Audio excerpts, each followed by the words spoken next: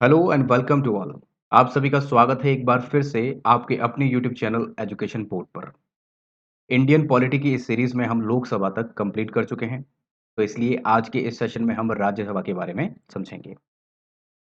आप सब जानते हैं कि राज्यसभा को हम आर्टिकल नंबर 80 यानी 80 के तहत पढ़ते हैं। अगर इसके गठन की बात की जाए तो इसका गठन 3 अप्रैल 1952 को किया गया था। 3 अप्रैल 1952 और इसकी प्रथम बैठक वो हुई थी 13 मई 1952 को। जैसा कि लोकसभा में भी हमने यही पढ़ा था कि उसकी प्रथम बैठक 13 मई 1952 को हुई थी और राज्यसभा की भी 13 मई 1952 को ही हुई थी। वैसे आप सब जानते हैं कि संसद का द्वितीय सदन होता है ये,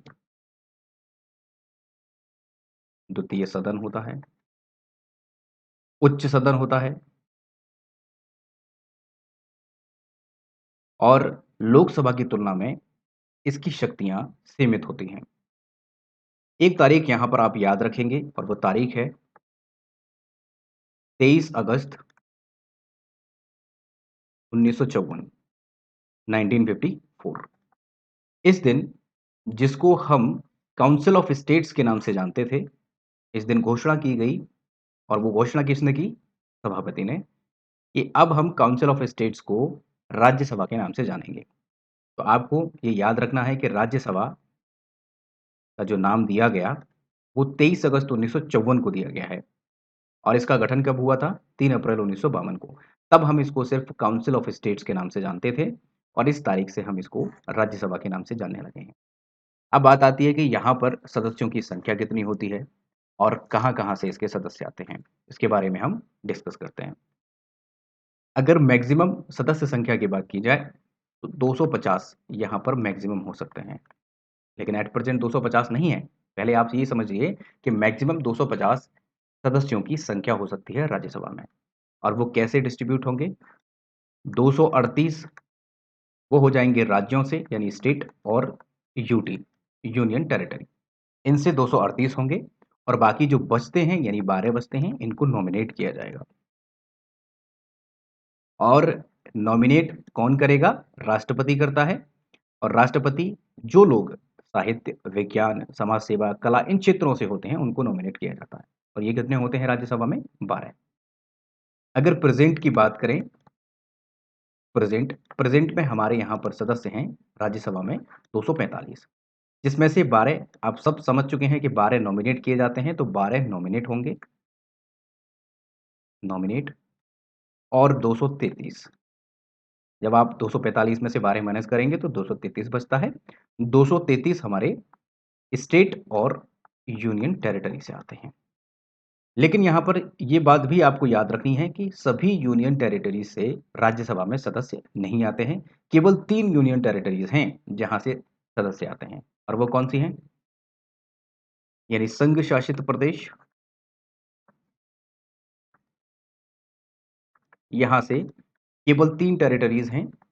दिल्ली, फर्स्ट दिल्ली, सेकंड पुदुचेरी और थर्ड जम्मू और कश्मीर। ठीक है, दिल्ली से 3 सदस्य, यहाँ पर इस तरीके से लिख देते हैं 3 सदस्य, और पुदुचेरी से 1 आता है और जम्मू एंड कश्मीर से 4 सदस्य आते हैं। तो टोटल संख्या हो जाती है 8। 8 यूनियन टेरिटरीज से आते हैं और अगर आप 233 में से 8 माइनस कर देंगे, तब आपको टोटल संख्या आएगी केवल राज्यों की और केंद्र शासित प्रदेशों की 8। बात समझ में आ गई?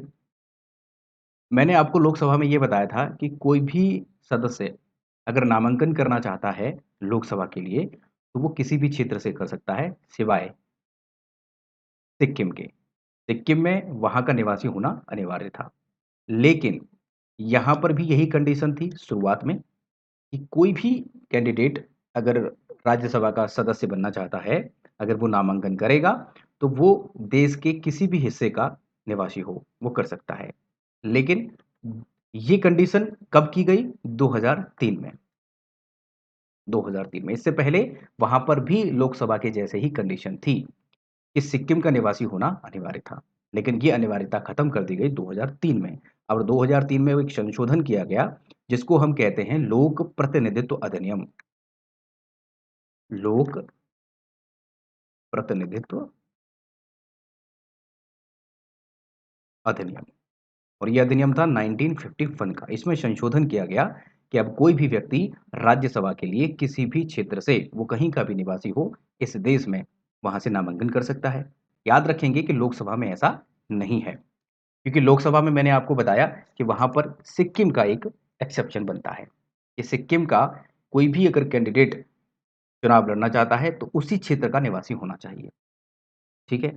यहाँ पर अगर सदस्यों के निर्वाचन की बात करें यानी इलेक्शन ऑफ मेंबर्स की बात करें तो इनका प्रतिनिधित्व जनसंख्या के आधार पर होता है। और किसके द्वारा चुनाव होता है? विधानसभाओं के द्वारा। ठीक है। कार्यकाल की बात करते हैं।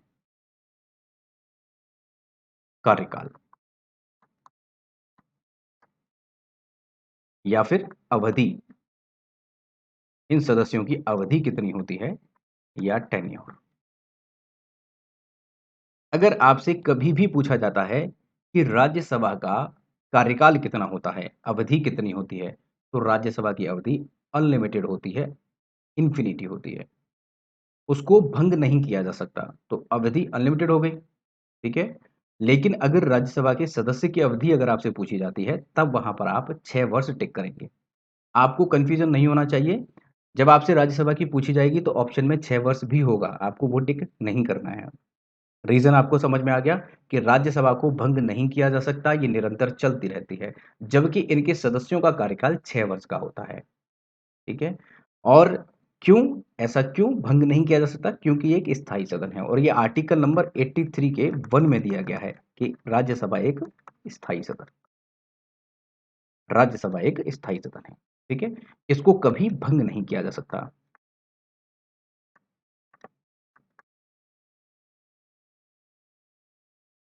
भंग नहीं किया जा सकता। अगर सदस्यों की बात करें तो सदस्यों का कार्यकाल ये होता है 6 वर्ष। 6 वर्ष। और हर 1 साल पर इनके 1/3 सदस्य क्या हो जाते हैं? छुट्टी पर, यानी उनका कार्यकाल पूरा हो जाता है। तो वो छुट्टी पर चले जाते हैं 1/3, और इन 1/3 का फिर से क्या हो जाता है? इलेक्शन हो जाता है।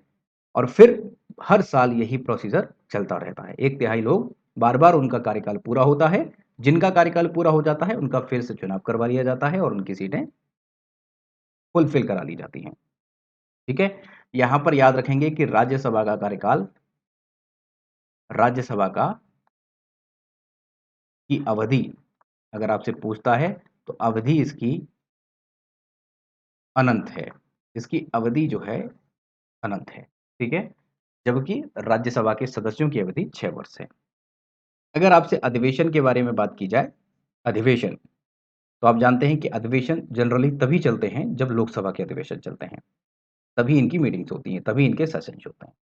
एक साल में 2 अधिवेशन होना बहुत ज़रूरी है और दोनों के बीच में 6 महीने से ज़्यादा का समय अंतर नहीं होना चाहिए।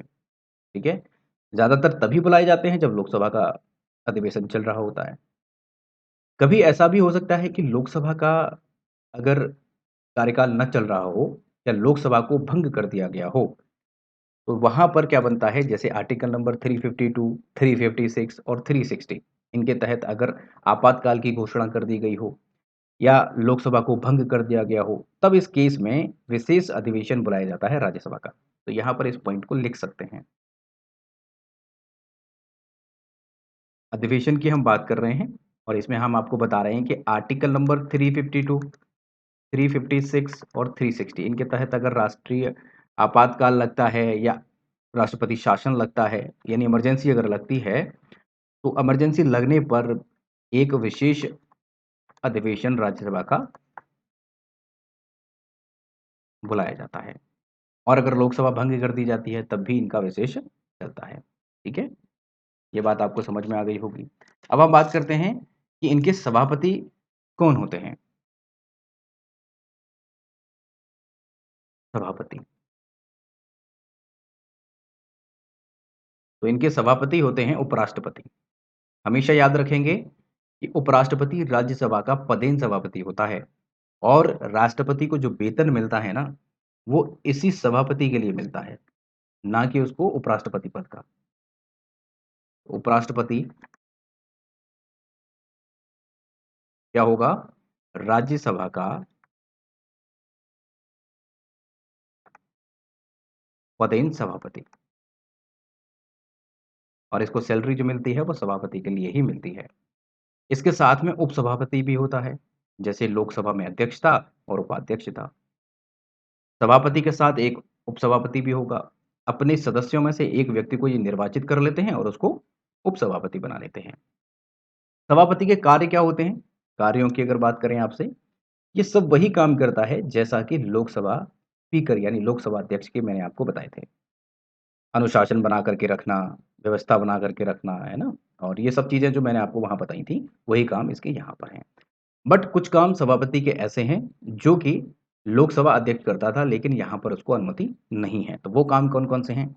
एक तो है सबसे विशेष धन विधेयक। यहाँ पे याद रखेंगे धन विधेयक। इस धन विधेयक को प्रमाणित करने का अधिकार सभापति को नहीं है। यानी धन विधेयक है या नहीं है, ये फैसला करने का अधिकार सभापति को नहीं है। ये अधिकार किसको दिया गया था? लोकसभा स्पीकर को दिया गया था। करने का अधिकार नहीं। और धन विधेयक की विशेषता तो आप जानते हैं कि अगर लोकसभा के अध्यक्ष ने ये कह दिया कि ये धन विधेयक है और उसको सर्टिफाइड कर दिया, तो इसको हम चुनौती न्यायालय में नहीं दे सकते। ठीक है? धन विधेयक के अलावा अगर आप देखें, तो जब संयुक्त बैठक होती है और आर्टिकल नंबर 108 के तहत एक संयुक्त बैठक होती है, जब आपसी सहमति नहीं होती दोनों की, कहें कि राज्यसभा और लोकसभा की, तब संयुक्त अधिवेशन बुलाया जाता है।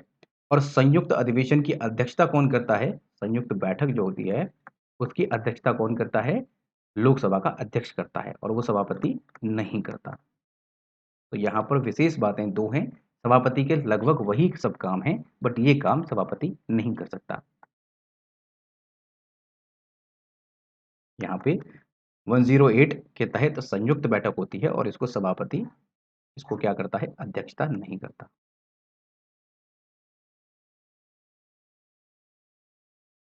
अध्यक्षता इसकी नहीं करता है। अगर राज्यसभा की शक्तियों के बारे में बात करें, यानी power and functions of Rajya Sabha, तो इसकी बहुत सारी शक्तियाँ होती हैं, जैसे कि विधायी शक्ति होती है और संविधान संशोधन संबंधी शक्ति होती है, जैसे कि कोई भी अगर संशोधन होना है संविधान में, तो वो दोनों से पास होना चाहिए। तो मैं इनको पॉइंट वाइज़ आपको बता देता हूँ। शक्तियों की अगर हम बात करें, तो विधायी शक्तियाँ और संविधान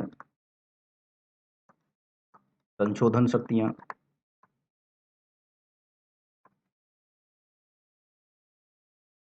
आपातकालीन शक्तियाँ,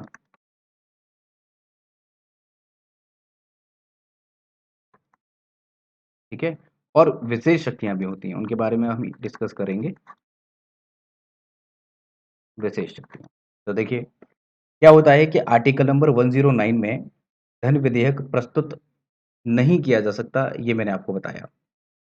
और लोकसभा द्वारा धन विधेयक जब राज्यसभा में भेजा जाता है स्वीकृति के लिए, तो केवल राज्यसभा उसको 14 दिन के लिए रख सकती है। ये इसकी विधायी शक्ति में आता है।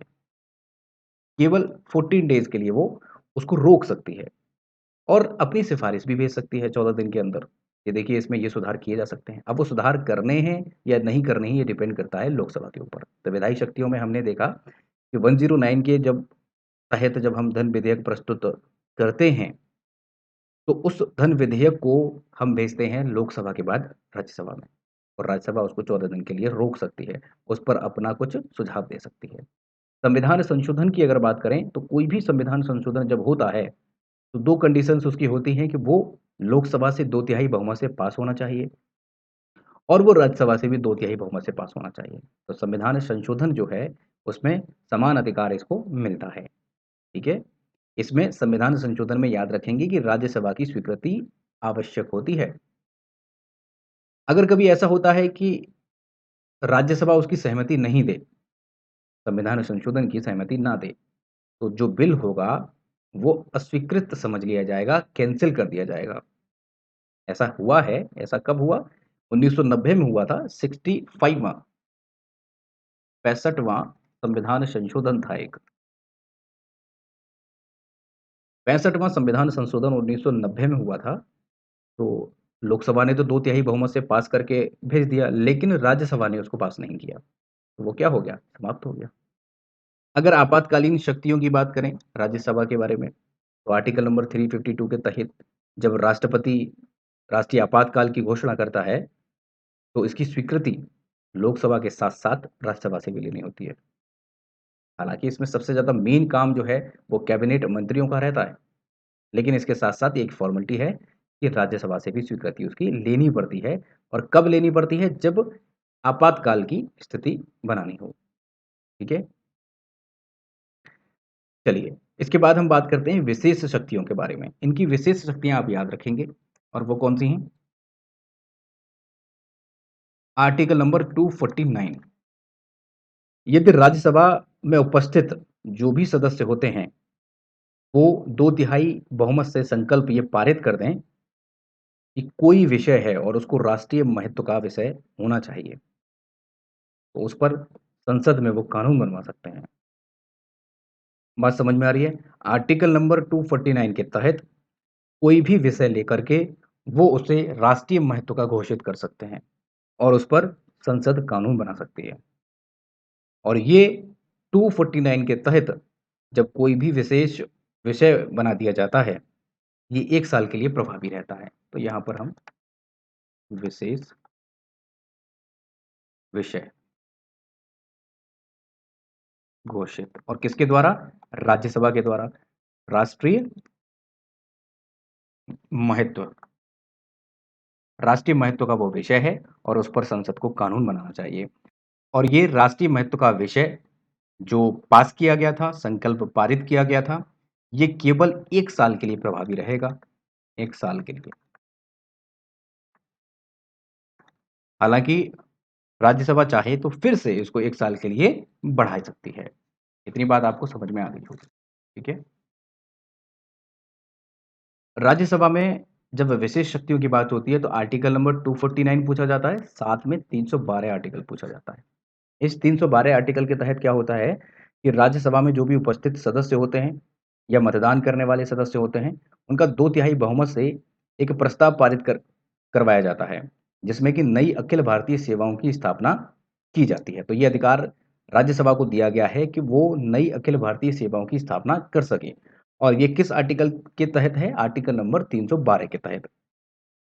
राज्यसभा ने ऐसे प्रस्ताव जो है 1961 में, 1965 में पास किए थे। जिसमें कि आपने सुना होगा और वो कौन से थे? भारतीय वन सेवा, भारतीय वन सेवा, भारतीय चिकित्सा सेवा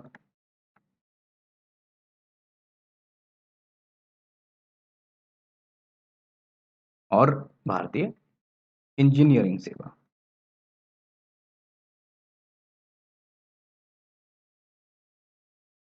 भारतीय इंजीनियरिंग सेवा। इन सब का सृजन किया था। आर्टिकल नंबर 312 के तहत ये विशेष शक्ति है राज्यसभा के पास। अगर और शक्तियों की बात करें कि राज्यसभा की और शक्तियाँ क्या हैं, तो आप सब जानते हैं, मैंने आपको पहले पढ़ाया भी है कि निर्वाचित सदस्य जो होते हैं, इसके राज्यसभा के, वो राष्ट्रपति के चुनाव में भाग लेते हैं। जब मैंने आपको राष्ट्रपति पढ़ाया था, तब आपको बताया था। लोकसभा के सदस्यों के साथ मिलकर ये उपराष्ट्रपति का भी चुनाव करते हैं। उपराष्ट्रपति जब पढ़ाया था, तब भी मैंने आपको बताया था। अब हम बात करते हैं राज्यसभा में नेता।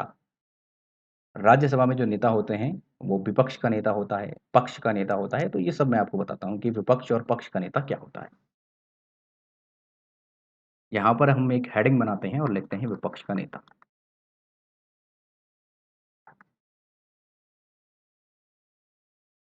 विपक्ष के नेता के लिए एक कंडीशन है कि जब एक पार्टी जीतती है, यानी वो बहुमत में आती है और दूसरी पार्टी जो जीत नहीं पाई थी, लेकिन उसके जीतने वाले सदस्यों की संख्या कुल सदन के सदस्यों की संख्या का 10% हो। अगर ऐसा होता है, तो ही विपक्ष का नेता बनता है। जैसे अब यहाँ पे आप नोट करिएगा और इसको समझिएगा। विपक्ष का नेता कैसे बनता है कि जो भी सबसे ज़्यादा सीटें लाता है, वो तो एक सरकार बनाएगा और जो दूसरे नंबर का होगा या फिर हम कहें कि जिसकी 10% सीटें आई होंगी, 10% सदस्य जीते होंगे, तो वो विपक्ष का नेता कहलाएगा। उनमें से एक को विपक्ष का नेता बना लिया जाएगा। तो यानी हम कहें कि सदन में सदस्यों की कुल संख्या का 10% या फिर 1/10 भाग, 1/10 भाग क्या होना चाहिए? सदस्य संख्या कम से कम उस दल की, ठीक है? अब विपक्ष के नेता कौन-कौन रहे हैं और पहले कौन थे और इस समय कौन हैं, इसके बारे में हम यहाँ पर डिस्कस करते हैं। तो देखिए, शुरुआत होती है सबसे पहले राज्यसभा में नेता विपक्ष जो बनाए गए थे, श्याम नंद मिश्रा, श्याम नंद मिश्रा और ये बनाए गए थे 1969 से 1971 कांग्रेस के थे ये।